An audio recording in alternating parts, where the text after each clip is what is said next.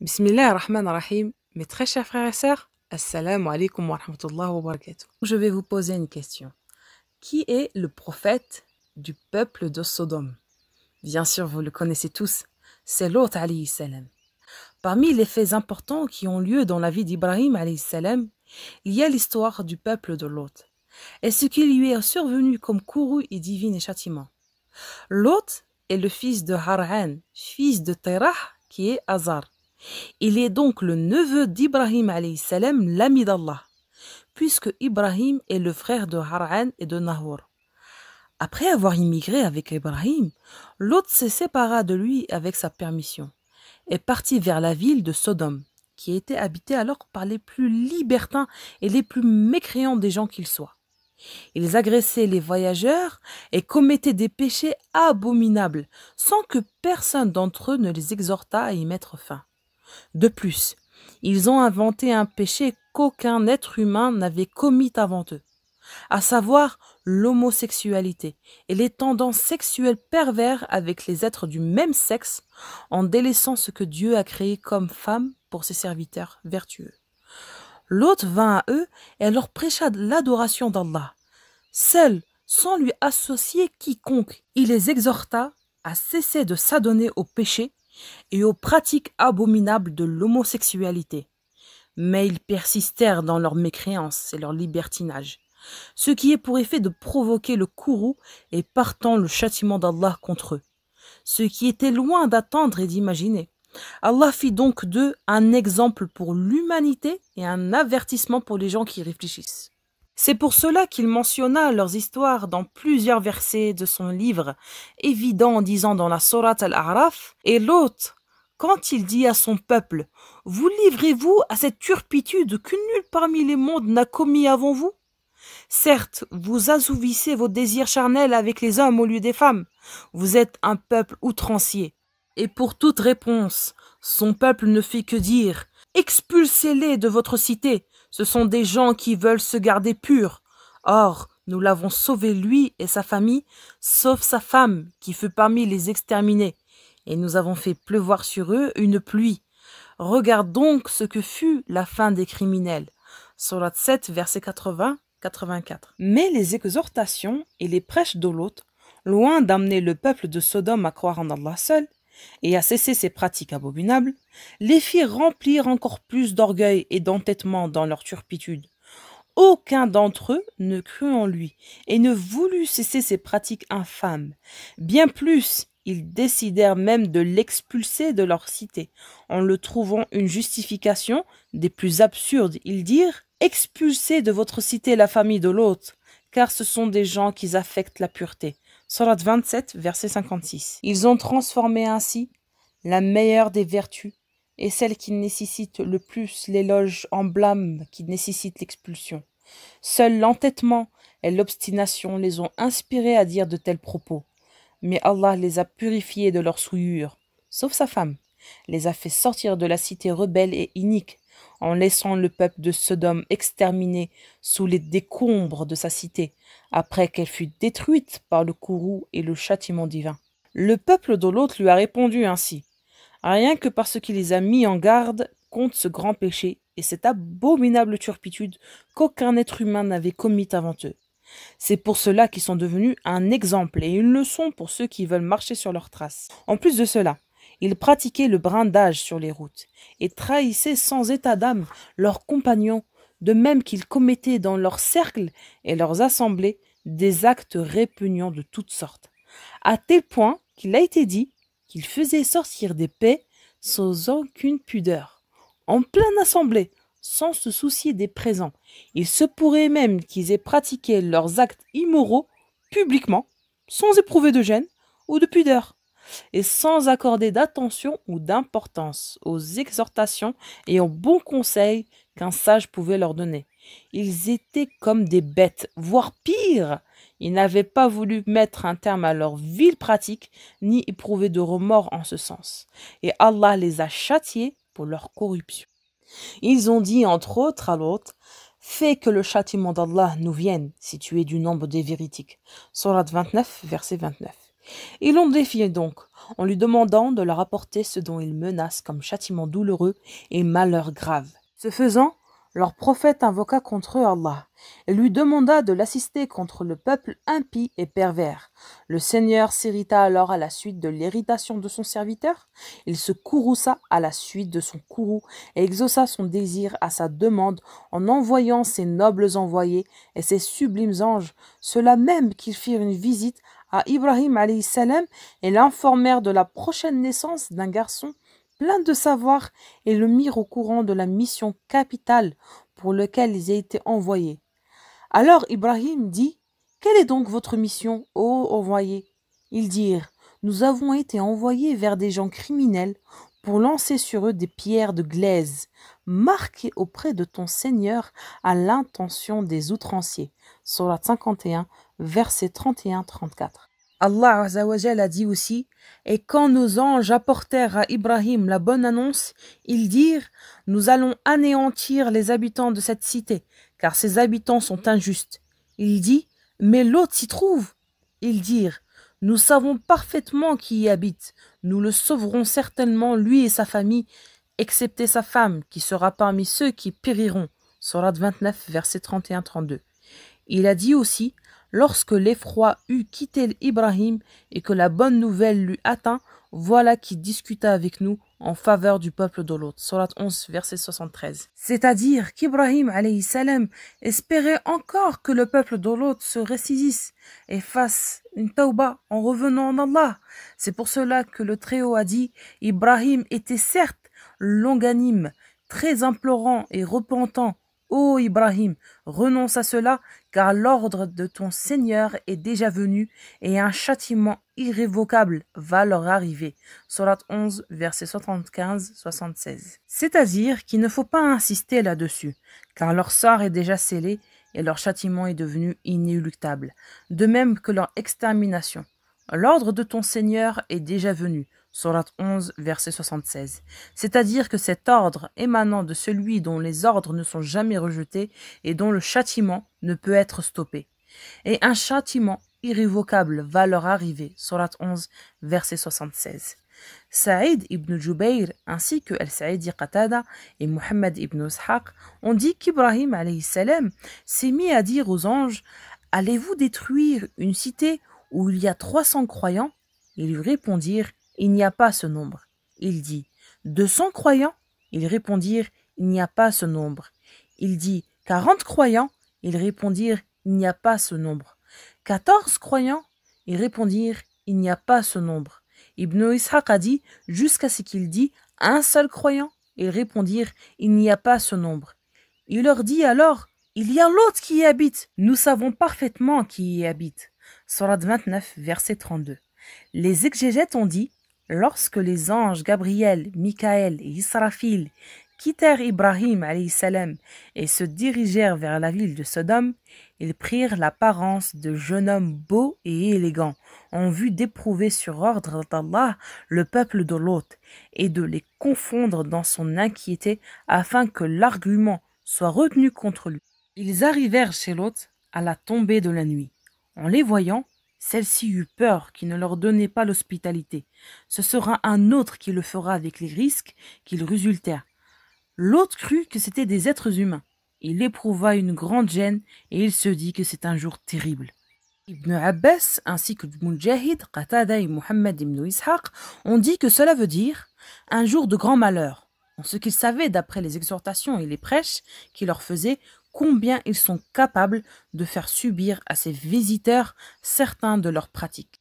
Au demeurant, ces citoyens lui avaient recommandé de ne recevoir aucun hôte.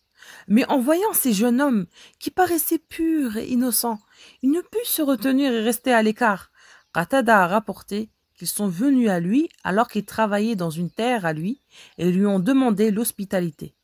Il éprouva de la pudeur devant eux et les emmena chez lui. Cependant, dans le but de les décourager à rester dans cette cité inique, il se mit à leur décrire ses habitants de le plus abominable des façons en répétant cela à plusieurs reprises. Qatada a ajouté que les anges avaient reçu l'ordre de n'exterminer cette cité qu'après que son prophète eut témoigné contre ses habitants.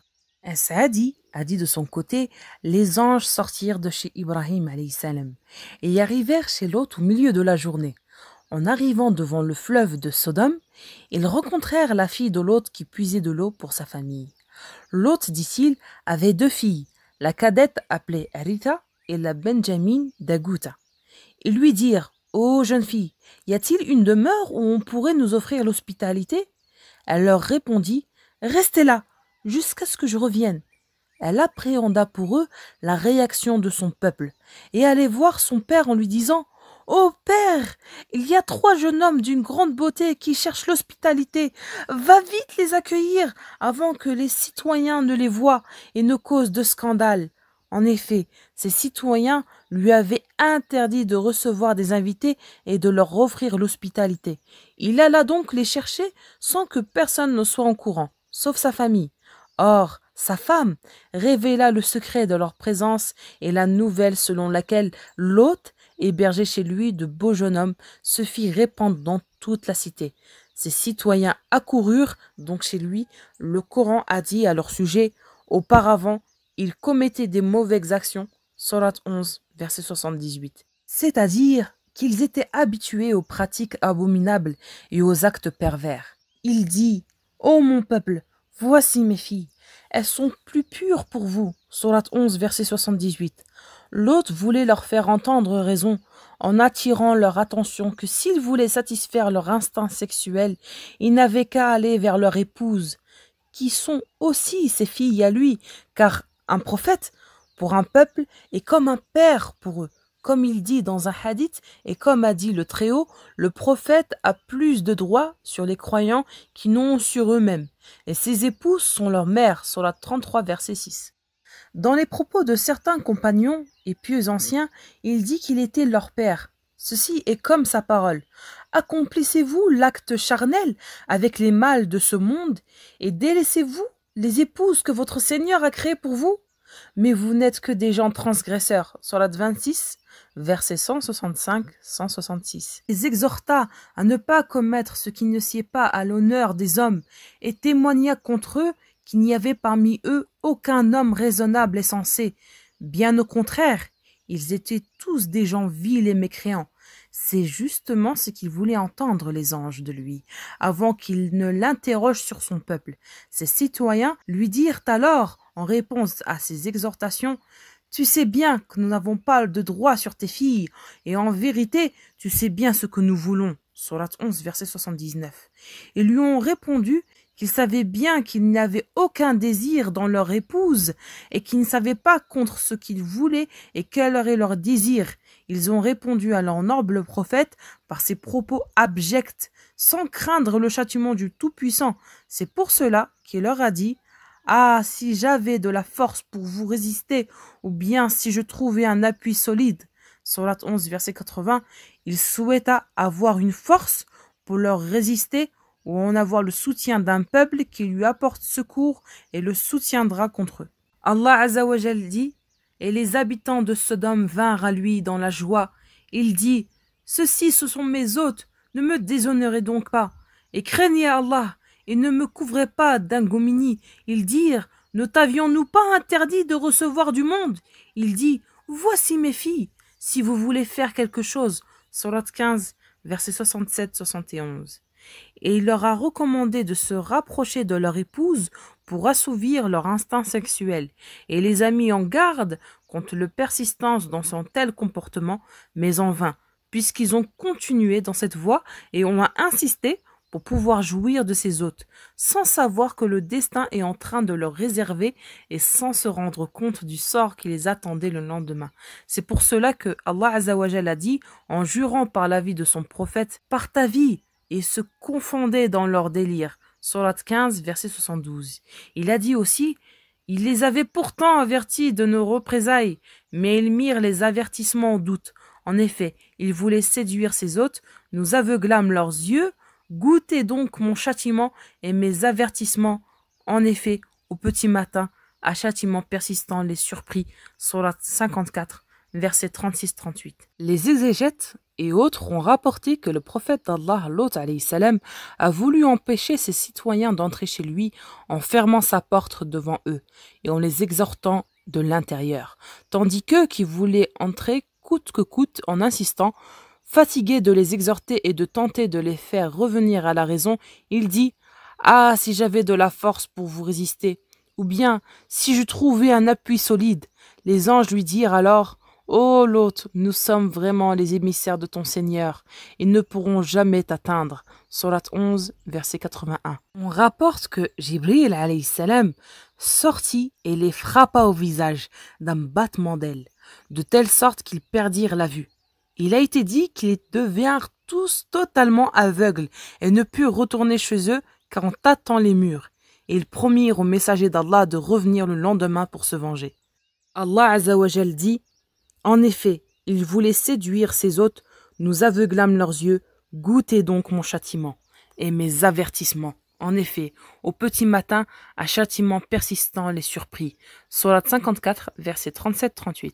On rapporte en effet que les anges ordonnèrent à Lot de quitter la ville, la nuit, en compagnie de sa famille et de ne pas regarder en arrière, c'est-à-dire en entendant le bruit du châtiment lorsqu'il surviendrait. Ils leur ordonnèrent aussi de marcher le dernier comme un pasteur guidant son troupeau. Et sa parole, exception faite de ta femme, suscite deux probabilités. La première, voulant dire qu'elle ne doit pas partir avec toi et par conséquent excepter de sa parole. Par ta famille, la deuxième probabilité est qu'elle soit concernée par la suite de cette parole et que nul d'entre vous ne se retourne en arrière, exception faite de ta femme, c'est-à-dire qu'elle partira avec lui, se retournera en arrière et sera touchée par le châtiment qui touchera son peuple. La première probabilité est la plus plausible, si on prend en considération le sens apparent, mais Allah est le plus savant. Les anges lui ont annoncé la bonne nouvelle de l'imminence de l'extermination de ces tyrans. Ce qui les menace s'accomplira à l'aube. L'aube n'est-elle pas proche? Sourate 11, verset 81. Lorsque Lot alayhi salam sortit de chez lui en compagnie de sa famille, composée de ses deux filles et vraisemblablement de sa femme, aucun homme parmi son peuple ne le suivit. Une fois éloigné de leur cité et une fois le soleil levé, l'ordre de Dieu, à qui personne ne peut s'opposer, survint et surprit les habitants de la cité. Allah Azza wa Jal dit « Et lorsque vint notre ordre, nous renversâmes la cité de fond en comble et fîmes pleuvoir sur elle en masse des pierres d'argile succédant les unes aux autres, portant une marque connue de ton Seigneur, et ces pierres ne sont pas loin des injustes. » Sourate 11, verset 82-83. On rapporte que ce fut Jibril alayhi salam qui arracha les villes de leur emplacement par un battement d'ailes. On rapporte aussi que ces villes de Sodome étaient au nombre de 7 avec tout ce qu'elles contenaient comme habitants, dont le nombre était de 400 000 âmes. D'autres ont dit que le nombre était de 4 000. Ainsi, toutes ces personnes avec leurs animaux, leurs terres et leurs villes furent arrachées de la terre et transportées jusqu'au premier ciel, de façon à ce que les anges eussent pu entendre les cris de leurs coqs et les aboiements de leurs chiens, puis furent renversés de fond en comble. Mujahid a dit « Les premières choses qui se renversèrent de cette ville furent leurs balcons, et fîmes pleuvoir sur elle en masse des pierres d'argile succédant les unes aux autres. » Sourate 11, verset 82. Et sa parole, portant une marque de ton Seigneur, c'est-à-dire que chacun de ces pierres portait le nom de celui auquel elle a été destinée. Et nous fîmes pleuvoir sur eux une pluie de pierres, et quelle pluie fatale pour ceux qui sont avertis. Sourate 26, verset 173. On rapporte que la femme de Lot est restée avec son peuple, tandis que d'autres exégètes rapportent qu'elle partit avec son époux et ses deux filles. Mais en entendant le cri strident qui précéda la destruction de la cité, elle se retourna vers son peuple et désobéit à l'ordre de son Seigneur. Elle appela « Oh mon peuple! Oh mon peuple !» Lorsqu'une pierre tomba sur elle, elle lui fracassa le crâne en le faisant rejoindre ses citoyens. Il est vrai qu'elle partageait leurs convictions, elle leur transmettait les renseignements sur tout ce qui se passait dans la demeure de l'hôte. Allah Azza wa Jal a dit à son sujet « Allah a cité en parabole pour ceux qui ont mécru la femme de Noé et la femme de Lot. Elles étaient sous l'autorité de deux hommes vertueux parmi nos serviteurs. Tous les deux les trahirent et ne furent d'aucune aide pour ces deux femmes vis-à-vis d'Allah. Et il leur fut dit, entrez au feu tous les deux, avec ceux qui y entrent. Sourate 66, verset 10. C'est-à-dire qu'elles les ont trahis dans la religion et n'ont pas voulu les suivre. Cela ne veut pas dire qu'elles les ont trahis en commettant l'adultère. À Allah ne plaise. En effet, Allah ne décrète jamais qu'une épouse d'un prophète commette l'adultère. Car, et comme l'a soutenu Ibn Abbas et d'autres savants, parmi les anciens et les nouveaux, aucune femme de prophète n'a jamais commis l'adultère.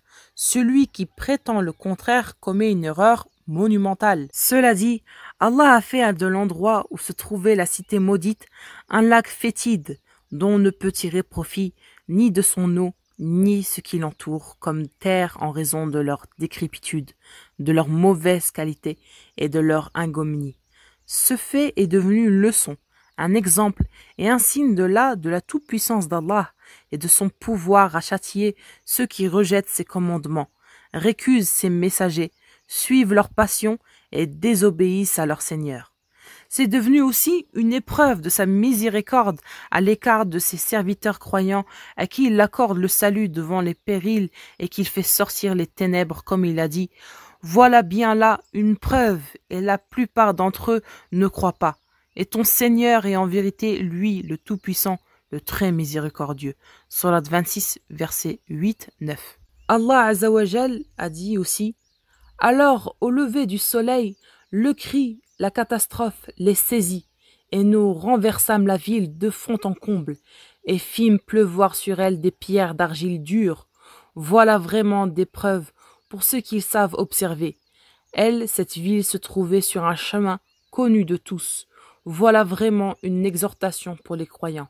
Sourate 15, versets 73-77. C'est-à-dire pour ceux qui sont clairvoyants et savent observer comment Allah a changé ce pays et ses habitants, et comment il a fait d'une ville habitée et animée une ville morte et ruinée. At-Tirmidhi, ainsi que d'autres traditionnistes, ont rapporté dans cette optique que le prophète Muhammad sallallahu alayhi wa sallam a dit « Prenez garde à la clairvoyance du croyant, car il voit avec la lumière d'Allah. » Il récita ensuite « Voilà vraiment des preuves pour ceux qui savent observer. » Sourate 15, verset 75. Et sa parole, cette ville, se trouvait sur un chemin connu de tous. Sourate 15, verset 76. C'est-à-dire sur une route connue de tous et empruntée jusqu'à aujourd'hui. Comme il a dit, et vous passez certainement auprès d'eux le matin et la nuit. Ne raisonnez-vous donc pas? Sourate 37, versets 137 et 138.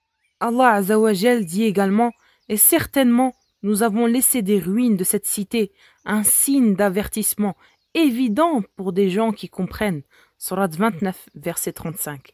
Il a dit aussi, nous en fîmes sortir alors ce qu'il y avait comme croyants, mais nous y trouvâmes qu'une seule maison de gens soumis, et nous y laissâmes un signe pour ceux qui redoutent le douloureux châtiment. Sourate 51, versets 35-37.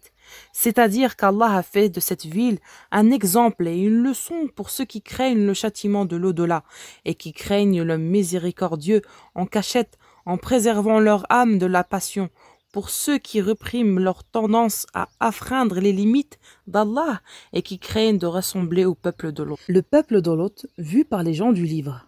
Les 5 villes dont les vestiges ont été trouvés au sud-est de la mer Morte apparaissent comme étant, selon toute probabilité, les 5 cités dont la Bible relate la destruction. Selon de nombreux archéologues, Sodome correspondrait à Bab-ed-Dahra et Noumaïra serait identifiée comme étant Gomorre. Safi serait Ségor, Feifa ne serait autre qu'Adama, Khanazil serait alors Seboïm. Dans la haute vallée du Jourdain, près de Bashan, on retrouve encore des cratères de volcans éteints. Depuis des temps immémoriaux, ces régions sont fréquemment secouées par des séismes. On a même retrouvé un écrit du phénicien Sanchuniathon confirmant l'explication géologique de la destruction de Sodome et Gomorre. En voici le contenu. La vallée de Sédim sombra et devint un lac dégageant sans cesse des vapeurs et dépourvu de poissons. Exemple de vengeance et de mort pour le sacrilège. Le cataclysme dans le temps. La disparition des villes vers lesquelles fut envoyé Lot alayhi salam est contemporaine du père des prophètes et messager Ibrahim alayhi salam. En effet, lorsque les anges vinrent annoncer la nouvelle de la naissance d'Ishaq à Ibrahim, ils l'informèrent de la destruction imminente du peuple de Lot. Par conséquent, cela indique que cela eut lieu alors qu'Ismaïl était déjà né et quelques mois seulement séparaient la naissance d'Ishaq de la disparition du peuple de Lot.